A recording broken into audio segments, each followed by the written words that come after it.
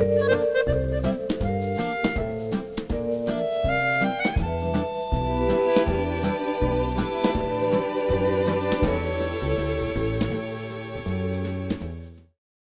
les années 1860, il y a eu un essor extraordinaire de la truffe parce qu'il y a eu des plantations de truffières, selon des méthodes artisanales qui ne sont pas celles d'aujourd'hui, mais qui ont quand même produit pour remplacer la vigne qui disparaissait de jour en jour par le phylloxéra et qu'on ne savait pas traiter, bien entendu. Dans les années de 1860 à 1920, 3 tonnes chaque hiver étaient commercialisées à Richelieu, à travers des marchés qui se passaient tous les lundis soirs à la tombée de la nuit, de façon plus ou moins mystérieuse, bien entendu, car entre les vrais propriétaires des truffières qui venaient vendre leur production et les braconniers, il était de bon ton de ne pas distinguer les uns des autres.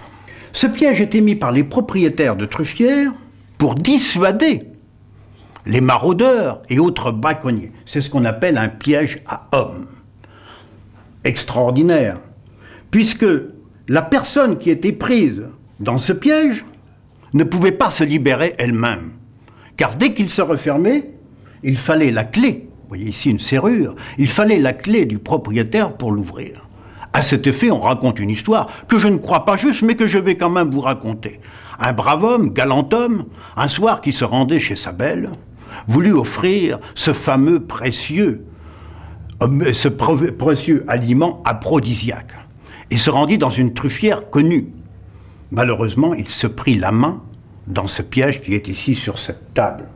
Et il a fallu que quelques heures après, le propriétaire vienne le délivrer, la main broyée, et je dirais la main prise dans le sac, excusez-moi, pris bien entendu dans le piège.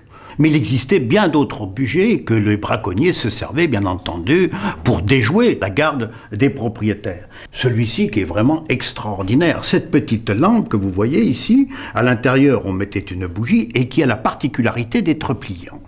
Et je vais vous en démontrer comment ces gens pouvaient utiliser, les braconniers, utiliser cette lampe. Vous voyez cette cape ici, qui était utilisée par les braconniers de l'époque. Qu'on appelait aussi une vareuse, qui servait comme habit journalier. Mais ils s'en servaient, les braconniers, de la façon suivante. Une fois qu'ils en étaient revêtus,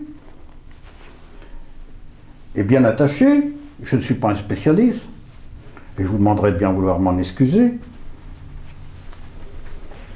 la lampe qui était à l'intérieur repliée, car ici, vous voyez, il y a une petite poche qui permettait à la lampe d'être pliée à l'intérieur. Il s'accroupissait, allumait la lampe, bien entendu, sous la cape, qui le permettait, bien entendu, de chercher les truffes sans que la lampe éveille, bien entendu, tout garde ou tout propriétaire qui aurait été dans les environs. Alors aujourd'hui, bien entendu, ça ne se pratique pas de la même chose. Mais les truffières continuent à être gardées et protégées par la loi. Leur accès est strictement interdit. D'ailleurs, cette pancarte ici atteste que la loi punit tout braconnier qui serait pris, comme je le disais tout à l'heure, la main dans le sac. En général, on ne les prend jamais, c'est bien connu. Mais on ne sait jamais.